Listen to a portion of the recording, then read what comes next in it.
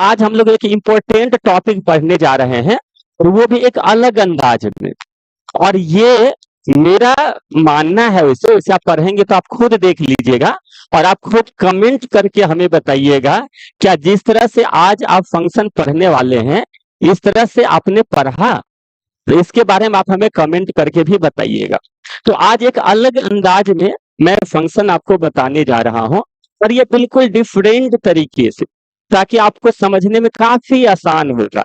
ये बहुत ही interesting topics है और उसको भी मैं इंटरेस्टिंग तरीके से मैं बता रहा हूँ। थोड़ा सा इस पे फोकस करना है, थोड़ा ध्यान देना है, ठीक है।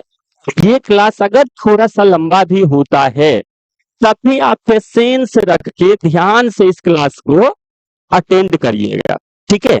और इसमें जो वर्ड मैं बोलूंगा, जो शब्द मैं आपको बताऊंगा, इसमें जो जो टॉपिक्स होंगे, जो जो पॉइंट्स आएंगे, है ना, उसको बिल्कुल अच्छे से समझना है।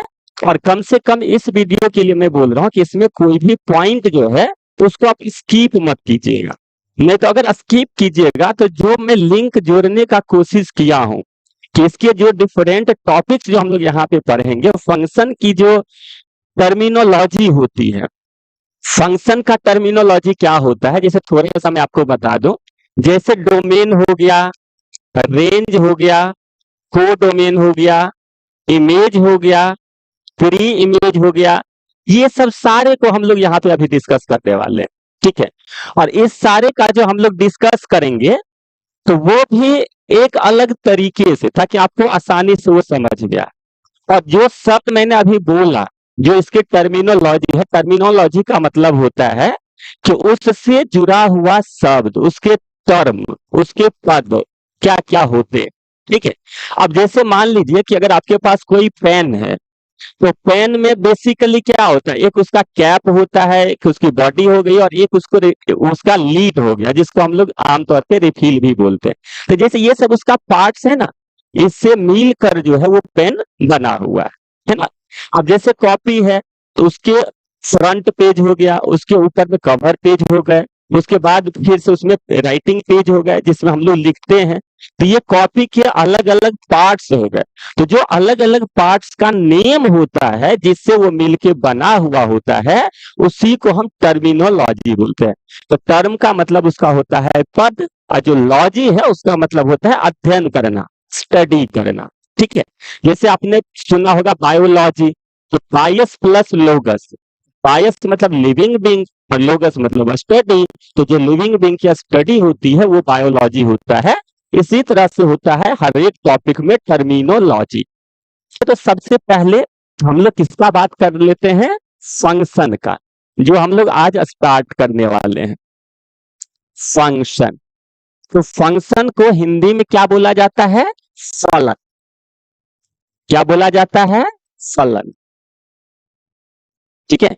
तो फंक्शन को बोलते हैं फलन। तो ये टॉपिक आज के क्लास में हम पढ़ रहे हैं।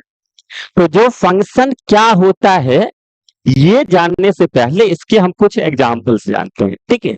और उस एग्जाम्पल के थ्रू मैं आपको समझाता हूं कि फंक्शन जो है, फलन है, वो क्या होता है, ठीक है।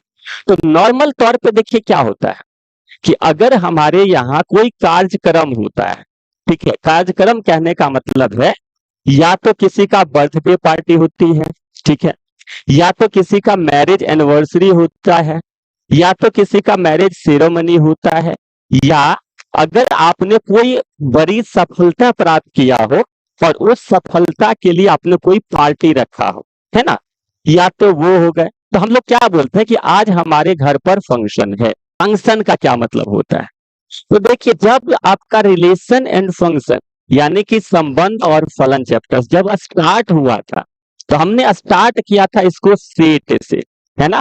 और पहले सेट का जो बेसिक कॉन्सेप्ट था, क्योंकि मैं ऑलरेडी आपको बताया था कि जो सेट चैप्टर्स है वो 12th का पार्ट नहीं है, वो 11th का पार्ट है। तो सेट को हम बहुत ज्यादा डिटेल में नहीं पढ़ेंगे। सेट में हम सिर्फ इतना पढ़ेंगे कि जो 12th का रिलेशन फंक्शन है उसको समझने में दिक्कत ना हो। तो इसीलिए जो जो टर्म 12th में यूज हो रहा था वो हमने सेट में पढ़ा। उसके बाद जो है हम आए रिलेशन पे। तो रिलेशन में भी ध्यान दीजिएगा कि जो रिलेशन है वो 11th क्लास में भी है और रिलेशन जो है वो 12th क्लास में भी है। तो जो रिलेशन का जो बेसिक्स है वो 11th क्लासेज में है और उसी को थोड़ा सा आगे बढ़ा के 12th क्लास से स्टार्ट है। ठीक है, तो अगर हम आम तौर पे बोले तो रिलेशन भी दो तरह का होता है। ठीक है, तो रिलेशन जो दो तरह का होता है, एक जो रियल रिलेशन है, जो बेसिक रिलेशन है, वो आपका 11th क्लास का पार्ट है और जो 12th क्लास में है वो बेसिकली रिलेशन का सेकेंड पार्ट है। तो वो सेकेंड पार्ट क्या होता है? Binary relation. बेसिक बात जो मैंने कहा था कि जो फंक्शन है उसकी शुरुआत कहां से होती है? रिलेशन से होती है, संबंध से होती है। तो उसी संबंध के तौर पे हम लोग पढ़ रहे हैं कि फंक्शन क्या होता है और रिलेशन क्या होता है। ठीक है, तो अब इसमें देखिए, अब क्या है कि जब हमने रिलेशन पढ़ा था, तो पहले रिलेशन को थोड़ा सा बताते हैं। तो जब हमने रिलेशन पढ़ा था, क्योंकि यहीं से फंक्शन की शुरुआत होती है, फलन का शुरुआत होता है। जो रिलेशन है, तो रिलेशन में जैसे हमने ये पढ़ा था कि अगर इधर से मान लीजिए एक है आपका सेट ए, ठीक है, और जो दूसरा है वो है सेट बी। ठीक है, बिल्कुल ध्यान दीजिएगा और मैं बोल रहा हूं कि जो बाद में देखेंगे ना वो बिल्कुल स्किप मत कीजिएगा, क्योंकि इसमें आज हम लोग बहुत इंपॉर्टेंट टॉपिक पढ़ने जा रहे हैं। ठीक है, तो इसमें देखिए, मान लीजिए कि अगर इसमें आपका 3 एलिमेंट है, ए बी और सी है। ठीक है, और इसमें जैसे मान लेते हैं कि इसमें जो है पी और क्यू दो ही एलिमेंट है इसमें। ठीक है, तो अगर हम इस दोनों में रिलेशन देखेंगे, यानी ए से बी में अगर हम रिलेशन देखते हैं, तो ए आर बी, अगर हम इसकी बात करें, तो इसकी बात करें तो देखिए यहां पर क्या हो जाएगा कि जो ए रिलेटेड होगा वो पी से भी रिलेटेड होगा और ए क्यू से भी रिलेटेड होगा। बिल्कुल होगा, ये हम लोग पहले पढ़ चुके हैं। और जो बी रिलेटेड होगा वो पी से भी रिलेटेड होगा और क्यू से भी रिलेटेड होगा। इसके बाद सी जो रिलेटेड होगा वो पी से भी रिलेटेड होगा और क्यू से भी रिलेटेड होगा। बिल्कुल होगा, ये हम लोग पहले ही पढ़ चुके हैं। अब यहाँ पे थोड़ा सा एक पॉइंट जो हम लोग आगे पढ़ रहे हैं इसमें, इस पे थोड़ा सा आप फोकस कीजिएगा। इसमें उस समय बताया भी था आपको, तो ये जो सेट ए वाला जो पार्ट है, सेट ए वाला पार्ट, उसको हम लोग क्या बोलते हैं? डोमेन बोलते हैं। तो इसको क्या बोलते हैं? डोमेन। ठीक है, और इसको क्या बोलते हैं? कोडोमेन। जो सेट बी है आपका, इसको बोलते हैं कोडोमेन। ठीक है, इसको क्या बोलते हैं? कोडोमेन। इसको हिंदी में हम लोग बोलते हैं प्रांत। क्या बोलते हैं? प्रांत। और इसको क्या बोलते हैं? सह प्रांत। इसको क्या बोलते हैं? सह प्रांत। ठीक है, तो इसको बोलते हैं सह प्रांत और इसको बोलते हैं प्रांत। और उसके बाद जो अवयव, जो एलिमेंट बी के सेट में है और वो ए से जुड़ा हुआ है, तो यहां पे देखेंगे तो दो ही एलिमेंट है और दोनों के दोनों ए से जुड़ा हुआ है। ठीक है ना, तो अगर जितने भी जुड़ा हुआ रहेगा, और रिलेशन में सारे के सारे जुड़े हुए ही रहते हैं इन जनरल। कुछ स्पेशल रिलेशन है जिसमें जुड़ा हुआ नहीं हो सकता है। ठीक है, लेकिन यहाँ पे जैसे देखिए दोनों के दोनों अगर जुड़े हुए हैं, इसको हम लोग क्या बोल देते हैं? रेंज। क्या बोल देते हैं? रेंज। और इसी को हिंदी में क्या बोला जाता है? परिसर। हिंदी में क्या बोला जाता है? परिसर, या इसी को हम लोग बोल देते हैं परास। क्या बोल देते हैं? परिसर या परास। ठीक है, तो अब यहां पर देखिए क्या है कि अगर हम यहाँ पे ए की बात करें, अगर एलिमेंट ए का बात करें, तो ए का रिलेशन देखिए किससे है? पी से भी है और ए का रिलेशन क्यू से भी है। ठीक है ना, इसके बाद अगर हम बी की बात करें, तो बी का भी रिलेशन देखिए पी से भी है और बी का रिलेशन क्यू से भी है। अगर हम सी की बात करें, तो सी का रिलेशन आपका पी से भी है और सी का रिलेशन आपका क्यू से भी है। ठीक है, तो अब एक चीज ध्यान दीजिएगा, आप एक कॉमन सी बात आपसे पूछ रहे हैं। जैसे मान लीजिए कि अगर मैं आपसे पूछूं कि आपका बेस्ट फ्रेंड कौन है, ध्यान दीजिएगा बात को, मैं क्या पूछ रहा हूं आपसे कि आपका बेस्ट फ्रेंड कौन है। ठीक है, और उसमें आप 5 का नाम गिनवा देते हैं। जैसे मान लीजिए आपने बोला कि रोहन मेरा बेस्ट फ्रेंड है, सोहन मेरा बेस्ट फ्रेंड है, रमेश मेरा बेस्ट फ्रेंड है, नरेश मेरा बेस्ट फ्रेंड है, नितेश मेरा बेस्ट फ्रेंड है। तो अब आप ही बताइए क्या 5-5 बेस्ट फ्रेंड हो सकता है क्या? इसका मतलब है कि जो बेस्ट फ्रेंड है, तो बेस्ट मतलब कि आपके जितने फ्रेंड्स हैं उसमें जो सबसे अच्छे हैं। यहाँ पे एक बात आप और ध्यान दीजिएगा, देखिए यहाँ पे आप ये मत सोचिएगा कि अगर जो हमारे दोस्त हैं ना, तो सभी दोस्तों को हम बराबर मानते हैं, ठीक है। तो इसीलिए हम किसी दोस्त को कम या किसी दोस्त को ज्यादा नहीं समझते हैं, इसलिए हम अपने सभी दोस्तों को बेस्ट फ्रेंड ही बोल रहे हैं। तो ये एक कहने की बात होती है, अब ये अलग बात होगी, लेकिन आपको भी पता है कि आपके जितने भी फ्रेंड्स होंगे वो सारे बेस्ट नहीं हो सकते। और बेस्ट फ्रेंड का पहचान ये होता है जो आपके सुख दुख दोनों में आपका साथ दे, समझ रहे हैं? तो आप कभी दुखी में हैं या दुख में है या किसी मुसीबत में है, लर्च में है, ठीक है ना, तो आप उनको चेक कर सकते हैं और उसके बाद आपको पता चल जाएगा कि कौन आपके ट्रू फ्रेंड है ना। तो बहुत ज्यादा ट्रू फ्रेंड नहीं होता, एक आध फ्रेंड ऐसा मिलना मुश्किल है, ट्रू फ्रेंड, उसमें भी खासकर आजकल के टाइम में, है ना। तो इसीलिए मैं आपसे बोल रहा हूं कि बेस्ट फ्रेंड के लिस्ट में अगर आप बहुत सारे को डाल देते हैं तो इसका मतलब है कि वो सारे के सारे बेस्ट फ्रेंड नहीं और आपका बेस्ट फ्रेंड कोई नहीं है। इसका मतलब आप खुद ही डिसाइड नहीं कर पा रहे हैं कि हमारा बेस्ट फ्रेंड कौन है, या आपके लाइफ में कभी ऐसा सिचुएशन नहीं आया है जिसमें आपने अपने बेस्ट फ्रेंड को सेलेक्ट किया हो या बेस्ट फ्रेंड आप समझा हो और वो आपके उस सिचुएशन में हेल्प करा, ठीक है। तो जब तक आपके पास कोई क्रिटिकल सिचुएशंस नहीं आती है तब तक आपको अपने बेस्ट फ्रेंड की पहचान नहीं होती है, ठीक है। तो थेसिस की बात हम अलग कर लेंगे, थेसिस की बात और जो हमारी भावनाएं हैं तो उससे यहाँ पे मैं रिलेट्स नहीं कर रहा, यहाँ पे बस ये जो टॉपिक मैं समझा रहा हूँ उसके रिगार्डिंग जो कॉन्सेप्ट हमें बेस्ट सूट कर रहा है उसके हिसाब से मैं यहाँ पे आपको समझाना चाह रहा हूँ, ठीक है ना। अब जैसे देखिए मैं बोलूं आपका, ठीक है, तो जैसे मान लीजिए अगर कोई वैज्ञानिक बनना चाह रहा हो, ठीक है, तो वो डॉक्टर एपीजे अब्दुल कलाम को अपना फेवरेट मानते हैं, या बहुत होंगे जो न्यूटन को मानते होंगे, या बहुत होंगे जो एल्बर्ट आइंस्टाइन को मानते होंगे। तो मैं इस तरीके से बोल रहा हूँ, ठीक है। अगर मान लीजिए कोई डॉक्टर बनना चाह रहे होंगे तो वो कोई बड़े डॉक्टर होंगे, उनको अपना फेवरेट मान रहे होंगे।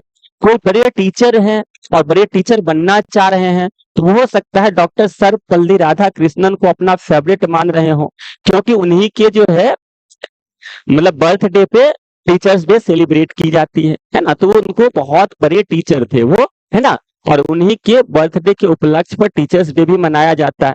तो जो एक अच्छे टीचर हैं या जो बहुत अच्छा करना चाह रहे हैं हो सकता है वो उनसे प्रेरित हो और प्रेरित हो के इस पैशन में आया हो, ठीक है ना। तो इस तरह से हो सकता है। तो अब उसी तरह से सोचिए कि अगर मैं बोलूं कि इनका फेवरेट पर्सन कौन है, तो फेवरेट में क्या बहुत का नाम गिना देंगे? नहीं, कोई एक होगा और उसमें वो होंगे जो स्पेशल होंगे, यानी उस पोस्ट के लिए, उस पोजीशन के लिए जो आपका रिलेशन है वो किसी खास पर्सन से है, ठीक है ना। अगर जैसे मान लीजिए कोई डॉक्टर सर्वपल्ली राधाकृष्णन को अपना फेवरेट मान रहे हैं, यानी उसके जगह पे कोई दूसरा पर्सन नहीं हो सकता है। तो जो फेवरेट का रिलेशन वहां पे हुआ उसके लिए देखिए जो फेवरेट का रिलेशन है तो उसके लिए उनका बस एक ही रिलेशन हुआ, किससे? डॉक्टर सर्वपल्ली राधाकृष्णन से। या अगर कोई अपना फेवरेट मान रहा हो doctor APJ Abdul Kalam sir को, ठीक है, तो जो doctor APJ Abdul Kalam sir को जो फेवरेट मान रहे हैं तो उनके फेवरेट वाले रिलेशन में सिर्फ एक ही पर्सन होंगे और वो कौन होंगे? डॉक्टर एपीजे अब्दुल कलाम, ठीक है। तो इस तरह से हर किसी का फेवरेट पर्सन हो सकते हैं, हर किसी का फेवरेट जो है कोई गेम हो सकता है ना। जैसे आपसे मैं बोलूं कि आपका फेवरेट गेम क्या है या आपका फेवरेट स्पोर्ट्स क्या है ना, तो उसमें बहुत सारा नाम नहीं हो सकता, कोई खास जो आपको बहुत ज्यादा पसंद हो। और इसीलिए जिसको बोला जाता है आपका पसंदीदा खेल, तो जो आप बहुत ज्यादा पसंद करते हो, ठीक है। तो उसी तरह से यहाँ पे देखिए जो रिलेशन है, तो रिलेशन में जो खास रिलेशन होता है जो किसी और के साथ नहीं हो सकता, ऐसे रिलेशन को हम बोलते हैं फंक्शन। ये चीज बिल्कुल ध्यान दीजिएगा। तो रिलेशन तो बहुत तरह के होते हैं, लेकिन जो रिलेशन आपका खास होता है जो सिर्फ एक ही के साथ हो सकता है, एक से ज्यादा के साथ नहीं हो सकता। जैसे मैंने बोला कि आपका कोई फेवरेट पर्सन है तो वो कोई एक ही है, उनके साथ जो रिलेशन होगा वो फंक्शन होगा। आपके कोई फेवरेट स्पोर्ट्स है तो स्पोर्ट्स के फील्ड में जो रिलेशन बना आपका तो वो दूसरा नहीं हो सकता, सिर्फ वही हो सकता है, तो उसको आप फंक्शन बोल सकते हैं, है ना।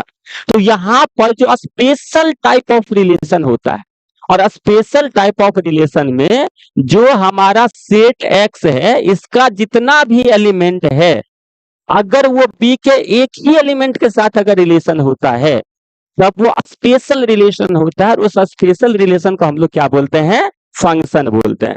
जैसे मान लीजिए अब ए है, तब ए का रिलेशन अगर सिर्फ पी से होता, किससे होता?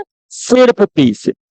और बी का रिलेशन मान लीजिए सिर्फ क्यू से होता, किससे होता? सिर्फ क्यू से। और जो सी का रिलेशन है, सी का रिलेशन भी किसी एक ही से होता। जैसे मान लीजिए अब यहाँ पे सी का रिलेशन भी हम मान लेते हैं कि पी से ही है। तो अब यहाँ पे देखिए सी कितने एलिमेंट के साथ जुड़ा हुआ है? एक ही एलिमेंट, दैट इज पी।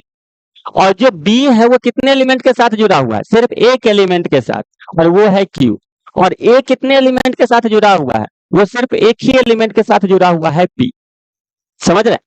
अब एक चीज साथ ही साथ और ध्यान दीजिएगा, हम जो कंडीशन लगा रहे हैं वो सिर्फ सेट ए कंडीशन लगा रहे हैं, सेट ए पर।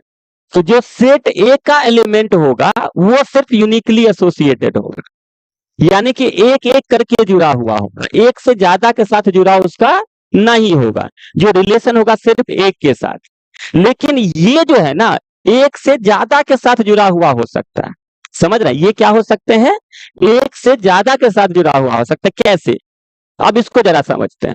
तो जैसे मान लीजिए कि अगर आप ही लोगों में से किसी एक की कोई भी फेवरेट पर्सन, जैसे मान लीजिए कि आप लोगों में से कोई ऐसे होंगे जो डॉक्टर सर्वपल्ली राधाकृष्णन को अपना फेवरेट मान रहे होंगे, तो कोई दूसरा भी हो सकता है, वो दूसरे के भी फेवरेट हो सकते हैं, तीसरे के भी फेवरेट हो सकते हैं, चौथे के भी फेवरेट हो सकते हैं।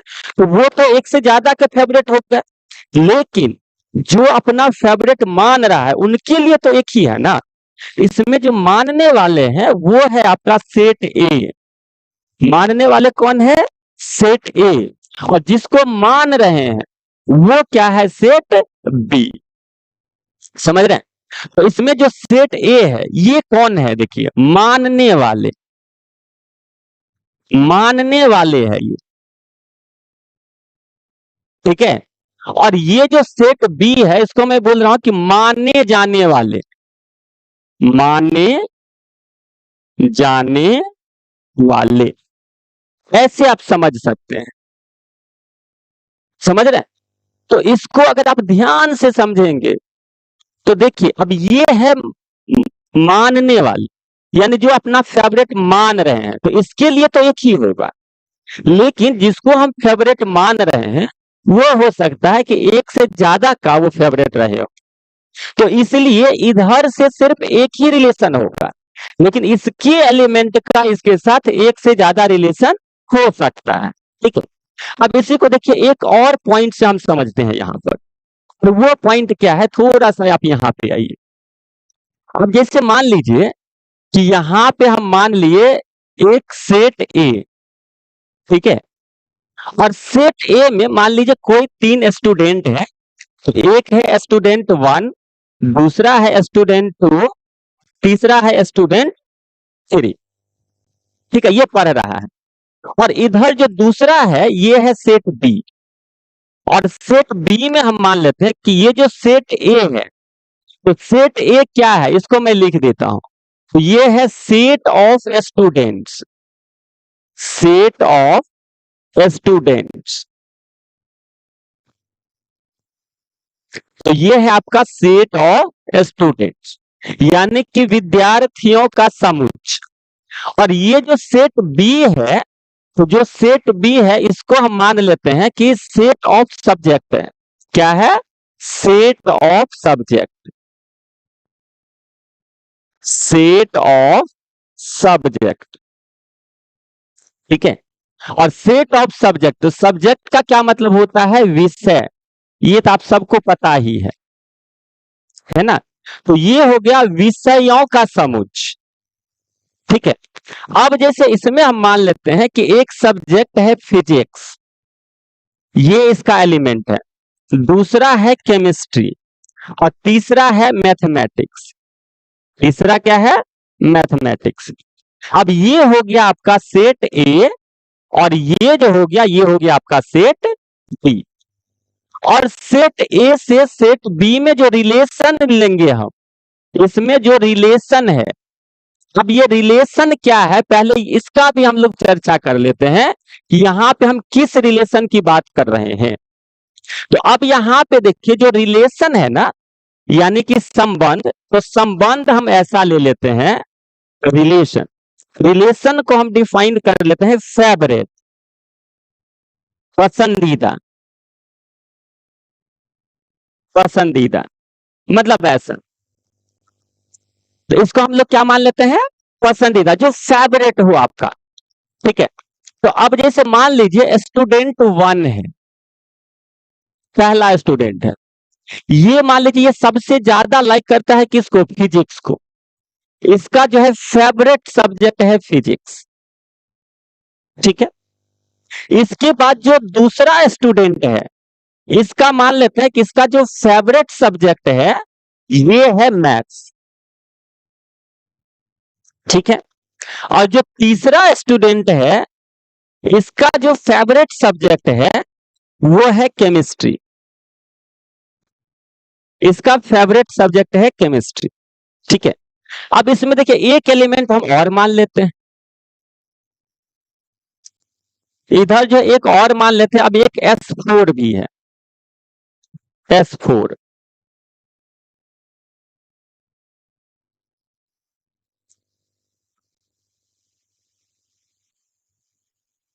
अब जो S4 है, जो चौथा स्टूडेंट है, उसका भी मान लेते हैं कि फेवरेट सब्जेक्ट जो है वो मैथ्स है। ठीक है, अब आप जरा इस सिचुएशन को समझने का कोशिश करिए। तो इस सिचुएशन को अगर आप समझेंगे तो देखिए ध्यान से, अब यहां पे सबसे पहला क्या है कि एक तरफ है आपका, ध्यान से देखिए, एक तरफ है आपका सेट ऑफ स्टूडेंट्स, यानी कि विद्यार्थियों का समुच्चय, और दूसरा तरफ है आपका सेट ऑफ सब्जेक्ट्स, विषयों का समुच्चय। तो ये है सेट बी और ये है सेट ए। अब इस दोनों में एक विशेष रिलेशन है, और रिलेशन क्या है, तो अब इधर देखिए, इधर है स्टूडेंट, तो इसको मान लेते हैं ST, और ये रिलेटेड है किससे, ये रिलेटेड है सब्जेक्ट से, तो इसको हम सीधा मान लेते हैं S। ST मतलब स्टूडेंट और S मतलब सब्जेक्ट।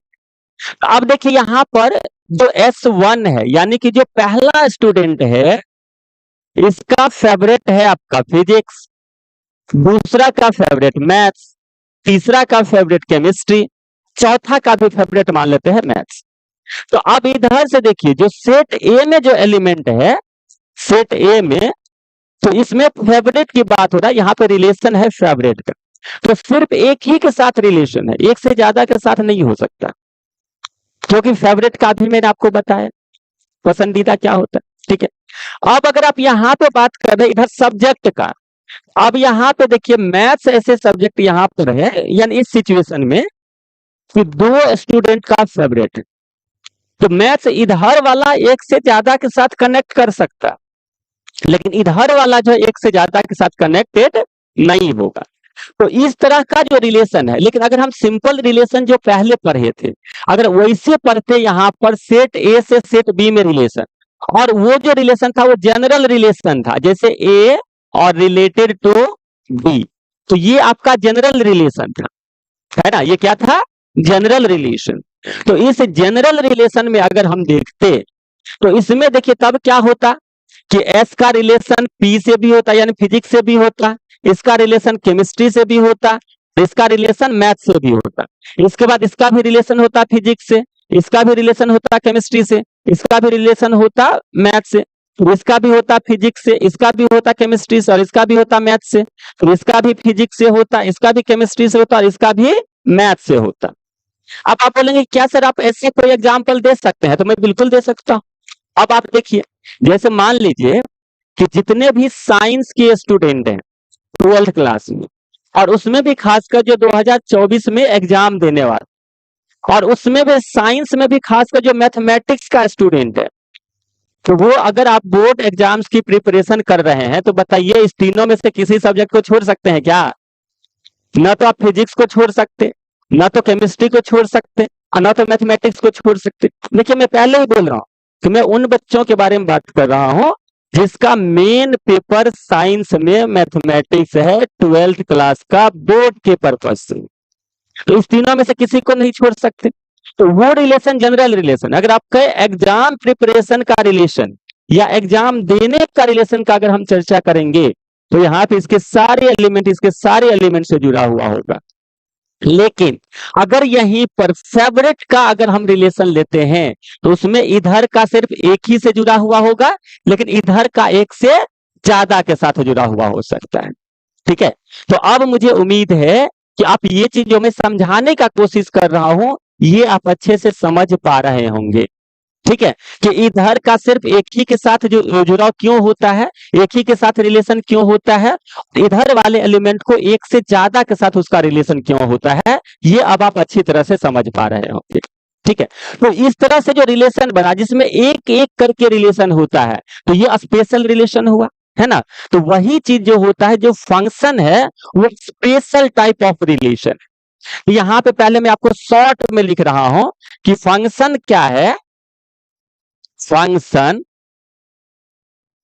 जिसको हम लोग बोलते हैं फलन, तो ये होता है आपका स्पेशल टाइप ऑफ रिलेशन। क्या है? Special type of relation. Special type of relation का क्या मतलब हो गया कि एक खास प्रकार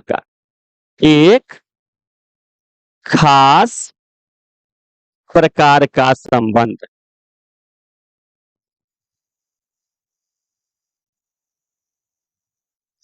एक खास प्रकार का संबंध होता है।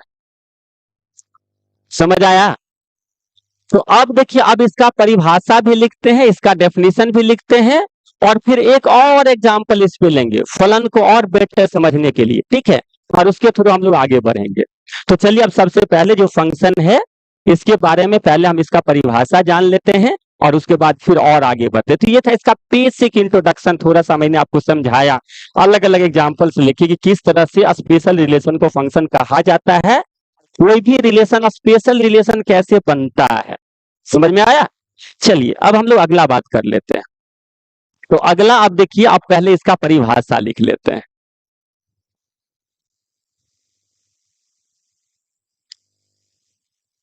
फंक्शन,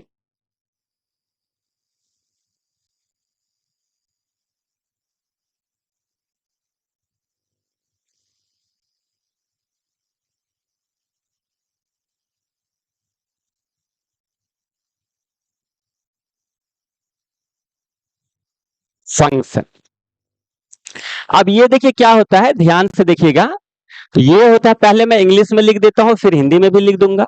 तो if X and Y are two non empty set, two non empty sets, then then a special relation, then a special relation from set x, from set x to set y, in which, जिसमें, in which each elements,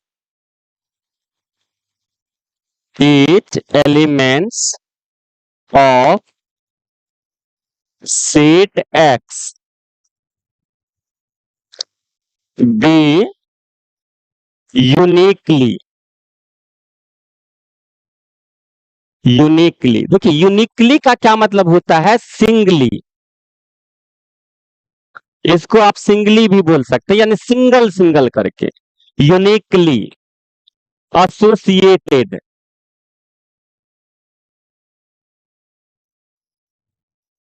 singly associated, और associated को linking भी बोलते हैं। Associated को क्या बोल सकते हैं? लिंकिंग।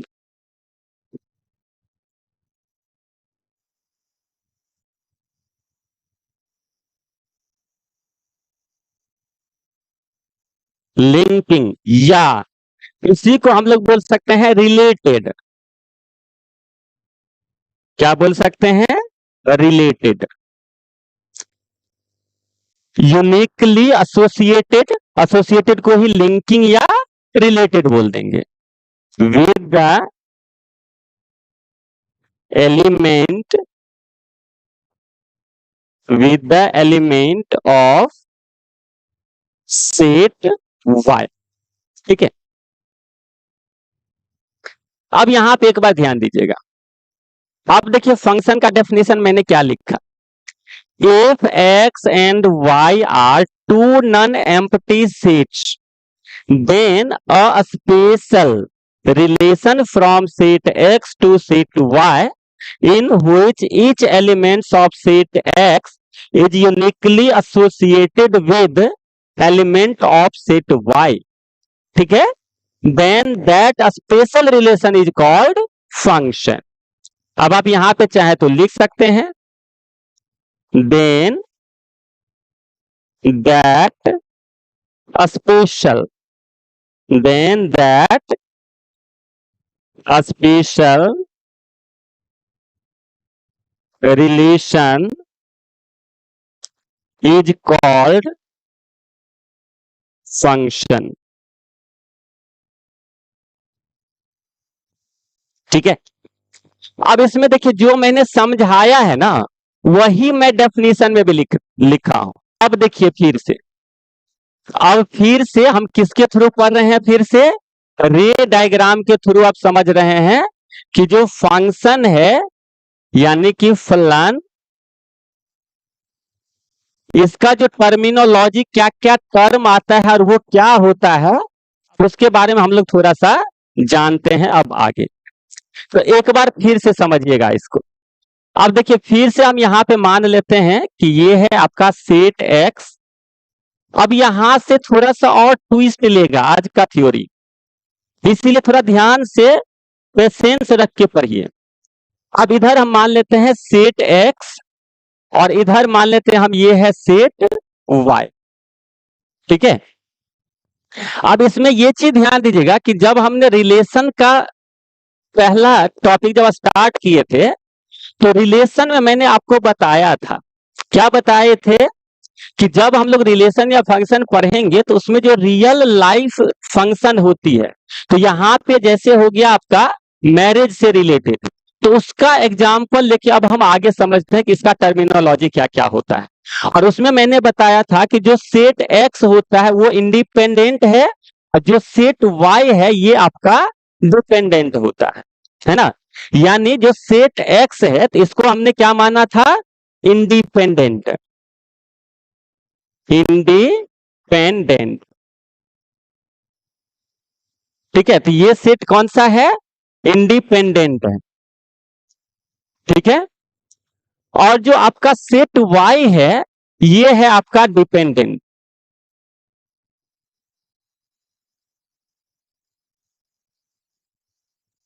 अब जो मैंने अभी आपको समझाया कि ये इंडिपेंडेंट या डिपेंडेंट कैसे है, तो अब जो अभी जो मैंने एग्जांपल लिया था जैसे स्टूडेंट का, फिर सब्जेक्ट का, या फिर किसी स्टूडेंट का, फिर उसके फेवरेट पर्सन का, तो उसमें सोचिए अगर जैसे मैं हूं तो मैं तो इंडिपेंडेंट हूं ना, कि मैं अपना फेवरेट किसी को भी बना सकता हूं, जो मुझे लगेगा कि मेरे लिए ये फेवरेट है उनको मैं बना सकता हूं, तो मैं इंडिपेंडेंट हूं।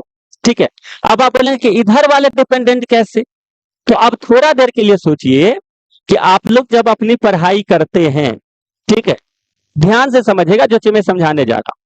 तो मान लीजिए कि अगर मैथमेटिक्स का क्लास आपने मेरे पास ज्वाइन किया और अगर आप मुझसे पढ़ रहे हैं, तो आप तो पहले इंडिपेंडेंट थे कि आपको जहां पे मन होगा आप वहां पे मैथमेटिक्स का क्लास करेंगे।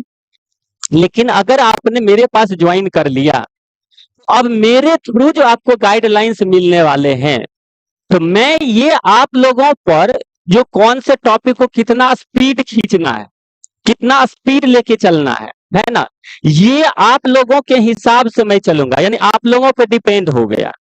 क्योंकि आपको भी पता है कि जितने भी स्टूडेंट्स होते हैं, सबका अंडरस्टैंडिंग कैपेबिलिटी एक तरह का नहीं होता।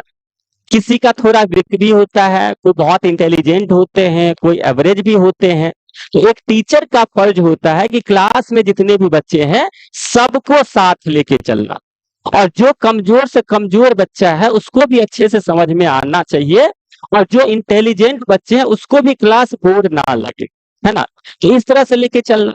तो इसीलिए अब हम डिपेंड होते हैं आप लोगों में, कि आप लोगों की जो अंडरस्टैंडिंग कैपेबिलिटी है, आप लोगों की जो क्लास है, और आप कितना सिंसियर है, उसके हिसाब से कितना होमवर्क करके लाते हैं, उसके हिसाब से हम लोग यानी जितने भी टीचर्स हैं, वो अपने सिलेबस की जो स्पीड है, ठीक है, या पढ़ाने का जो स्पीड है, वो उस हिसाब से बनाए रखते हैं, ताकि आप में से किसी को कोई प्रॉब्लम ना हो, है ना। तो इस तरह से भी आप समझ सकते हैं कि ये इंडिपेंडेंट है और ये डिपेंडेंट है। दूसरा तरीका मैंने आपको बताया था शुरुआत में ही, कि अब जो इंडिपेंडेंट है, तो इधर अगर मान लिया अगर हम शादी की बात करते हैं, तो इधर हो गया लड़का पक्ष वाले, तो इधर हो गए लड़की पक्ष वाले, है ना। तो इसीलिए देखिए थोड़ा सा इसमें हम मान लेते हैं कि जो सेट एक्स है, जो इंडिपेंडेंट है, तो ये कौन है, बॉयज साइड है, उसको हम मान लेते हैं बी। क्या मान लेते हैं, बी। और ये इधर जो है, जो डिपेंडेंट है, ये गर्ल्स साइड है, यानी लड़की पक्ष वाले हैं, तो इसको हम मान लेते हैं जी। ठीक है, इसको क्या मान लेते हैं, जी। अब यहाँ पे देखिए ये ऐसा मैं क्यों मान रहा हूं, क्योंकि रिलेशन में मैंने समझाया था, और इस दोनों को, इसको इंडिपेंडेंट और इसको डिपेंडेंट क्यों माने थे, तो इसके लिए मैंने कहा था कि जो हमारे भारत की जो संस्कृति है, जो पौराणिक चलती आ रही है शादी विवाह को लेके, तो उसमें क्या होता है कि आजकल लड़कों को मतलब लड़कियों की शादी करने के लिए दहेज देना पड़ता है ना। तो जो लड़के वाले हैं वो पहले से फिक्स रखता है, नहीं हम इतना दहेज लेंगे, अगर इतना दहेज दीजिएगा तो ठीक है शादी होगी, नहीं तो नहीं होगी। और उस पे जो है लड़की वाले डिपेंड रहता है कि अगर इतना दहेज हम देंगे तो शादी होंगे, नहीं तो नहीं होगा, है ना। तो इसीलिए इधर वाले को हम लोग क्या बोले थे, इंडिपेंडेंट, और इधर वाले को क्या बोले थे, डिपेंडेंट। और साथ ही साथ मैंने बोला था कि अगर मान लीजिए कि जो दहेज की बातचीत है वो अगर फाइनल हो जाता है, और एक लड़का एक लड़की की अगर शादी होती है, तो उस शादी में जो भी कार्यक्रम होता है, जो भी फंक्शन होती है, तो उसमें आप ध्यान दिए होंगे, तो हमारा जो हिंदू मैथोलॉजी है उसके हिसाब से क्या होता है, लड़की हमेशा बाई तरफ होती है। तो इसीलिए देखिए जैसे मैं खड़ा हूं, तो देखिए दाई तरफ इंडिपेंडेंट है और बाई तरफ डिपेंडेंट है, इसीलिए दाई तरफ लड़के पक्ष है और बाई तरफ लड़की पक्ष है। ठीक है, तो इसी को एग्जाम्पल लेके हम लोग आगे बढ़ रहे हैं। ठीक है, ध्यान से समझिएगा इस चीजों को। अब यहाँ पे देखिए, तो इसमें हम मान लेते हैं कि जो सेट एक्स है, तो इसमें कुछ एलिमेंट है, जैसे है आपका ए, दूसरा है बी, ये है सी। ठीक है, ये तीन एलिमेंट आपका इसमें है। और तीन एलिमेंट कहने का क्या मतलब है कि अब जो सेट एक्स है, यानी लड़के वालों का जो परिवार है, वो तीन कैटेगरी में बटा हुआ है। तीन कैटेगरी में कौन, जो उसके खास रिलेटिव्स है, मान लीजिए वो ए है। दूसरा, जो उसके फ्रेंड्स है, जो उसके दोस्त सर्कल में है, वो हो गया बी। और तीसरा, जैसे मान लिया उसके गांव के जो समाज है, तो वो हो गया सी। तो इस तरह से मान लीजिए इसके जितने भी सेट एक्स के मेंबर है, जो अवयव है, जो सदस्य है, उसको हमने तीन कैटेगरी में बांट दिया। तीनों को एक अवयव मान के हम यहाँ पे ले रहे हैं। और जब आपने दो समुच्चयों का कार्तीय गुणनफल पढ़ा था, तो उसमें आपने पढ़ा था कि समुच्चयों का समुच्चय, सेट ऑफ सेट्स। तो इसीलिए यहाँ पे देखिए, जब सेट ऑफ सेट्स की बात किया जाता था, या जब पावर सेट मैंने आपको बताया था, तो वहां पे मैंने आपको बताया था कि पावर सेट का जो एलिमेंट होगा वो भी एक तरह का सेट होगा। दूसरी तरह से यहाँ पे मान ली कि ये भी एक सेट है, ये भी एक सेट है, और ये भी एक सेट है, और वो किसका सेट है, तो इसके रिलेटिव्स का। और उसी तरह से देखिए इधर जो सेट वाई है, इसमें हम मान लेते हैं कि एलिमेंट है पी, क्यू, आर, एस और ई। इसमें मान लेते हैं कि ये एलिमेंट है। अब इसमें ज्यादा क्यों माने हैं, इसका भी मैं आपको आगे बता रहा हूं। अब यहां पे देखिए एक्स से वाई में एक विशेष रिलेशन की बात हम कर रहे हैं, स्पेशल रिलेशन का। स्पेशल रिलेशन का क्यों? स्पेशल रिलेशन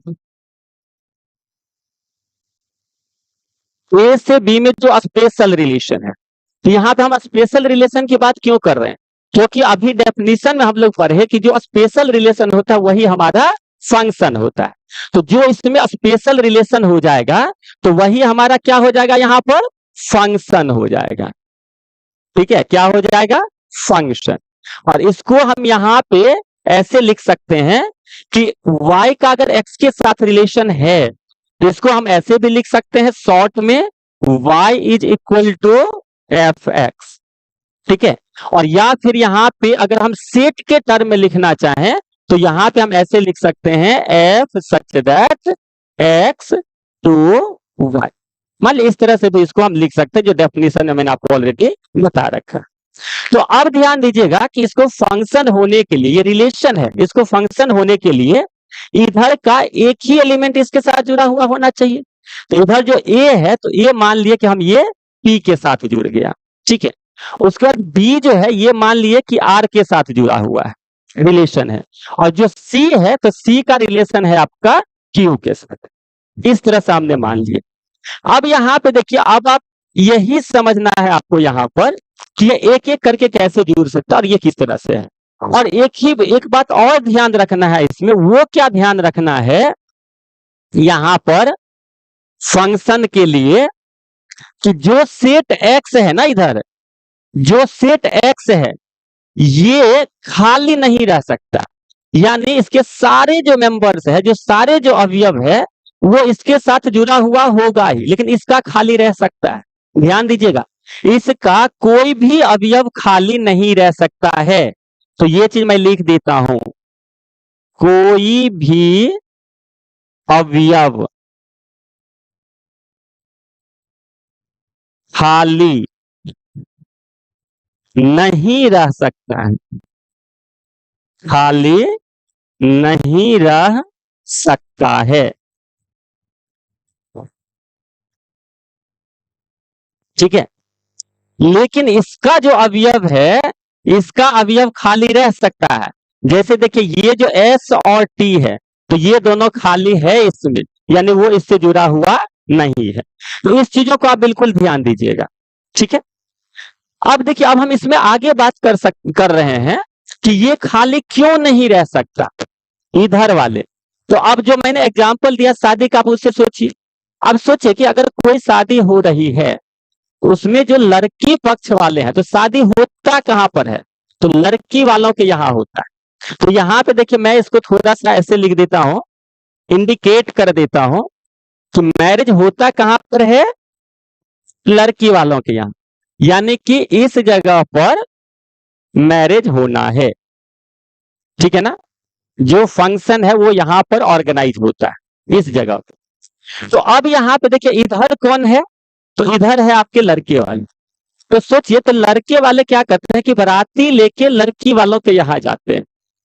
आप उस बाराती में सोचिए, कोई भी ऐसा आदमी हो सकता है जिसको लड़के वाले ना जानता हो। ध्यान से समझिएगा मैं क्या बोल रहा हूं। तो उस बाराती में कोई भी ऐसा व्यक्ति नहीं हो सकता है जिसको लड़के वाले ना जानता हो। क्यों?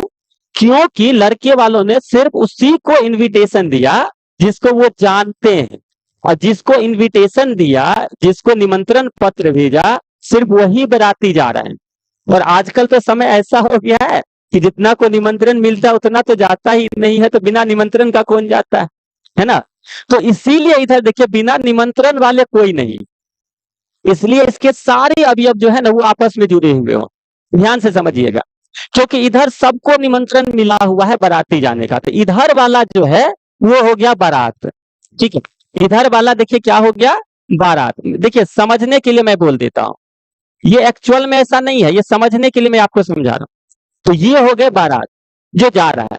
तो इसलिए बारात में वो सारे आदमी जो जा रहे हैं, जितने भी बारात है, वो सारे को जो सेट एक्स है यानी जो बॉयज साइड है ये पहचानता है। ठीक है, लेकिन अब आप इधर आ जाइए।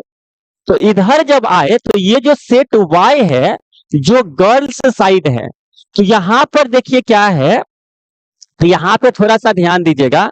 तो इसमें अगर हम बात करें इसका पी क्यू आर का, जो इससे जुड़ा हुआ है, ठीक है, तो ये जुड़ा हुआ है। तो अब ये यहां पर देखिए कौन कौन आ रहे हैं, यहां पे जो होंगे इसमें जो जुड़ा हुआ है, ये कौन कौन जुड़ा हुआ है जब फंक्शन हो रहा है। तो इसमें जो बारात है वो भी है, और जो लड़की पक्ष वाले होते हैं उसको क्या बोलते हैं, सरात बोलते हैं, या सराती या सर यात्री ऐसे भी बोला जाता है। तो इसमें ये दोनों है, यानी बारात भी है और सरात भी है, इसमें दोनों है, ठीक है। तो जब यहाँ पर फंक्शन शुरू हुआ, मान लीजिए उसकी शादी हो गई, तो शादी होने के बाद सबका एक एक रिलेशन जुड़ता है। यानी इधर से एक लड़का था और उधर से जो लड़की थी, इसका शादी हुआ तो वाइफ हस्बैंड बना। फिर इसके बाद इसके मान लीजिए जो पापा है उनके पापा वो आपस में समझी जी बनेंगे, बोले इस तरह से समझ रहे हैं, आगे की बात आपको पता है ना। तो इसी तरह से एक एक करके रिलेशन बनेगा, एक से ज्यादा रिलेशन नहीं बनेगा यहाँ पे, ठीक है। अब यहाँ पे ध्यान दीजिएगा कि अब ये जो दो बच गया, जो एस और टी, तो कभी कभी देखिए क्या होता है कि अगर किसी की शादी हो रही है और बाराती अगर आ रहे हैं, तो ऐसा तो होता नहीं है कि बिना डीजे का बाराती आए या फिर बिना नाच गाना का हो जाए, ऐसा अक्सर होता नहीं है ना। तो अब जैसे क्या हुआ कि जिस मोहल्ला में शादी हो रही है, उस मोहल्ला में जिसके यहाँ हो रहा है, हो सकता है उसके आसपास में कुछ ऐसे घर हो जिसको उन्होंने इनविटेशन नहीं दिया, जिसको उन्होंने निमंत्रण नहीं दिया, या फिर जिसे उसको निमंत्रण नहीं चलता है, ठीक है, या किसी भी कारण बस मान लीजिए उसको निमंत्रण नहीं दिया या उससे नहीं चलता है, ठीक है। तब भी क्या होते हैं कि कुछ लोग बिना निमंत्रण का भी उसके यहाँ सिर्फ बाराती को देखने के लिए आते हैं, वो उसके रिलेटिव नहीं होते हैं।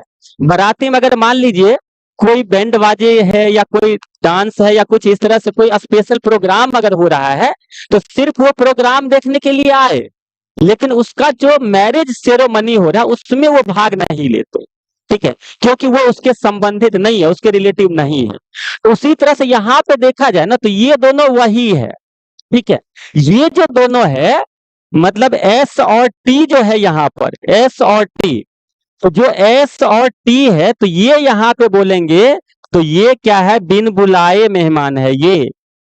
ये कौन है, बिन बुलाए मेहमान, यानी इनको बुलाया नहीं गया था, वो आया और बस देख के चला गया।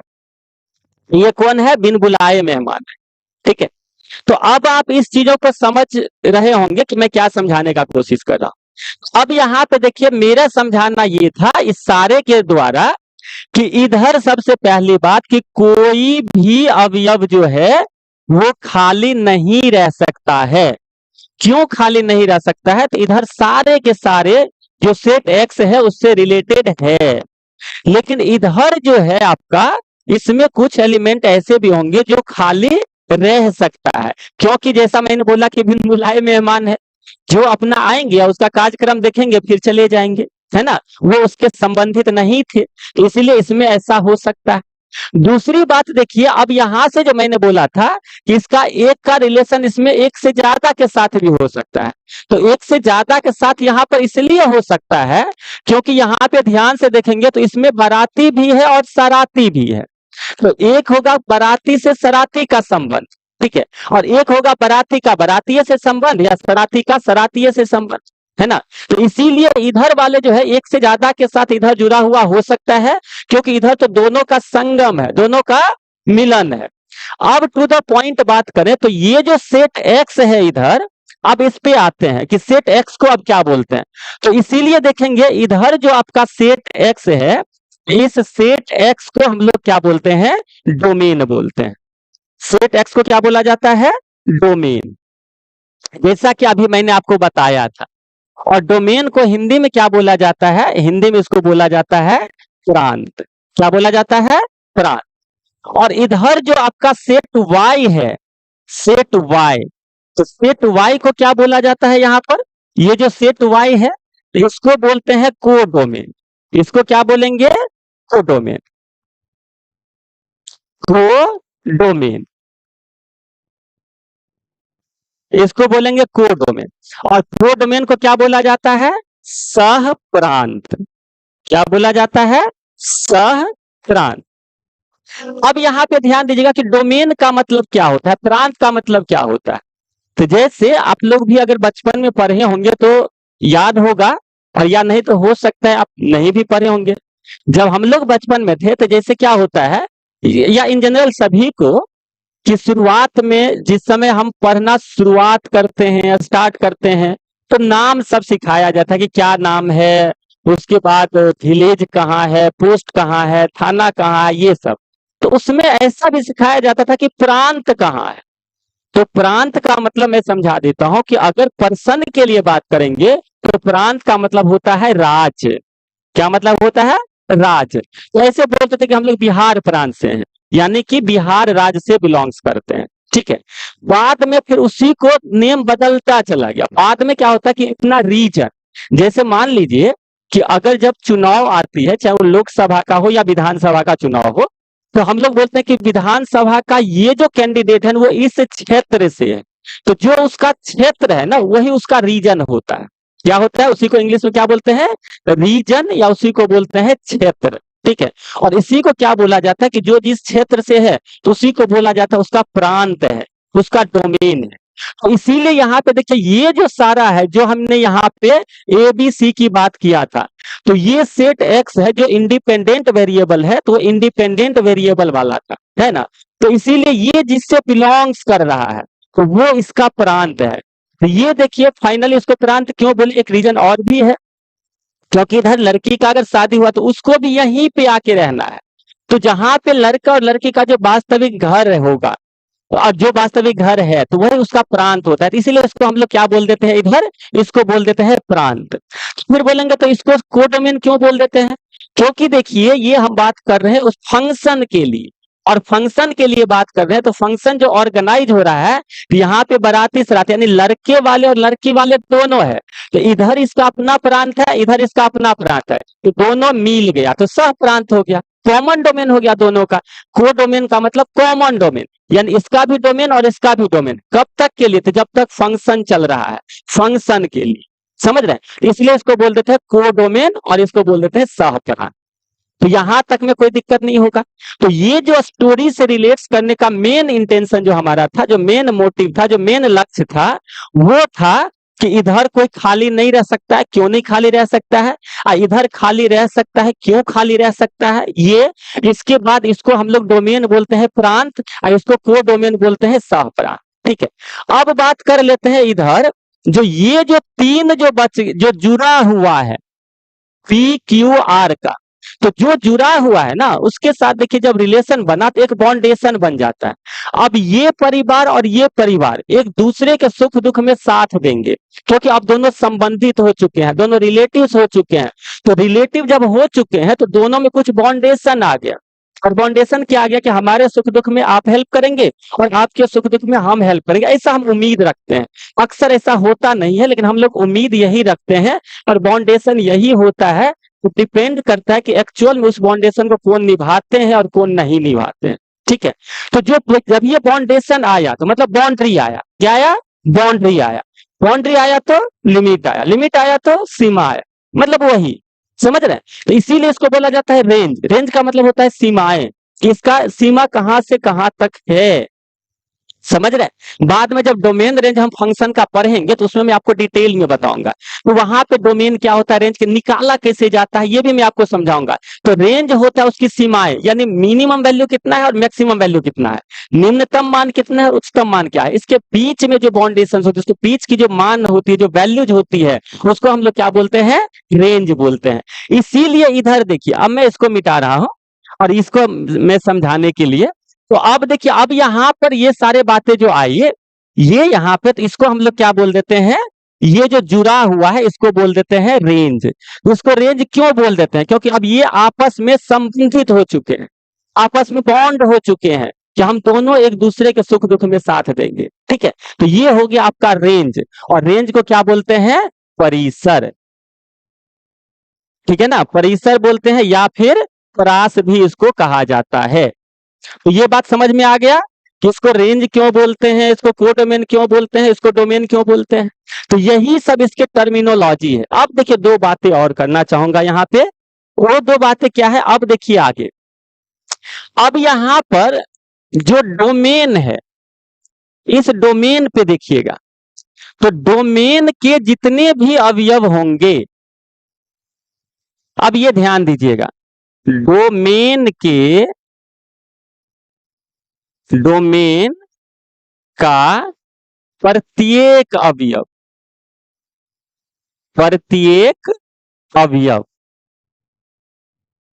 अब देखिए, पहले इससे पहले हम इसकी बात कर लेते हैं। किसकी बात? रेंज का। पहले अब इधर रेंज पे थोड़ा सा ध्यान दीजिएगा। तो आप देखिए, ये रेंज, तो ये बाउंडेशन कहां पे हुआ है? लड़की वालों के यहाँ, यानी जहां पे मैरिज हुआ था। तो आजकल ऐसा हो सकता है कि कोई भी मैरिज हो, इतना बड़ा फंक्शन और फोटोग्राफी ना हो? ऐसा तो हो ही नहीं सकता है। तो फोटोग्राफी का क्या मतलब होता है? कि फोटो खींचना।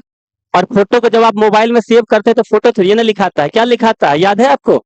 इमेज लिखाता है। क्या लिखाता है? इमेज। तो इधर रेंज के जितने भी अवयव है ना, इसको बोलते हैं इमेज। क्या बोलते हैं? इमेज बोलते हैं। तो यहां पे देखिए, तो रेंज जो है, तो अब यहां पे आप ये लिख सकते हैं, रेंज के प्रत्येक अवयव को, रेंज के प्रत्येक अवयव को इमेज कहा जाता है। इमेज। और इमेज को तो फिजिक्स में भी पढ़े होंगे, इमेज को क्या बोलते हैं? प्रतिबिंब। क्या बोलते हैं? प्रतिबिंब कहा जाता है।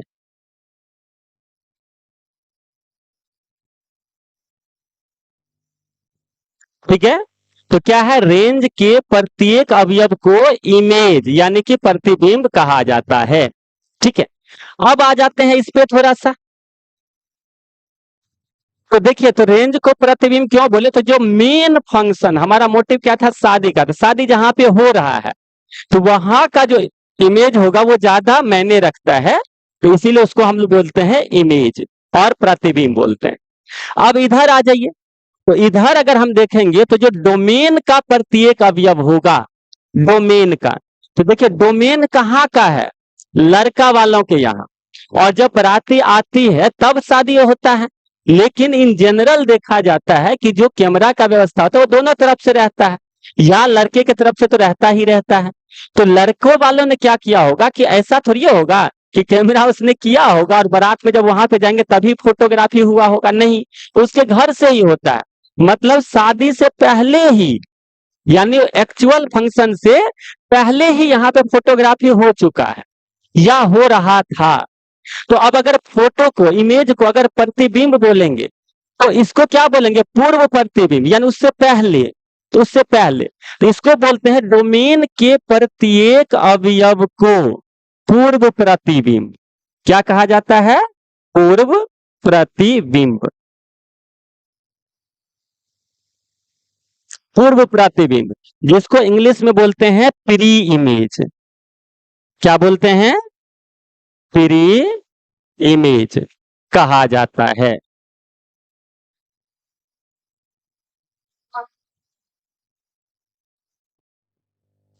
ये आप समझ पाए होंगे। ठीक है। तो अब देखिए, एक बार मैं फिर से आपको रिवीजन करवा दूं इसमें कि एक्चुअल इसमें क्या क्या बातें थी। तो फंक्शन एक बार मैं शॉर्ट में, ब्रीफली मैं आपको रिवीजन करवा देता हूं, फिर आज का क्लास यहीं पे खत्म कर देंगे। और फिर इसके आगे की बात जो है वो हम लोग अगले क्लास में करेंगे। ठीक है। एक बात और करेंगे, उसके बाद फिर आगे करेंगे। तो देखिए, ब्रीफली शॉर्ट में आपको बता देता हूं। जो फंक्शन है, तो function is basically a special type of relation in which every element of x is uniquely associated with the element of y. In another words, we can say that if x and y are two non-empty sets, then a special relation from set x to set y, in which every element of set x is uniquely associated with the element of set y, then that a special relation is called function. And the set of values of set x is known as domain, and the set of values of set y is known as codomain. And each element of set y, that is set of range, is known as image, and every element of set domain is basically known as pre-image. तो आज के class में basically हम ये पढ़े और वो भी अलग अलग एग्जाम्पल के साथ पढ़े, अलग अलग लॉजिक के साथ पढ़े।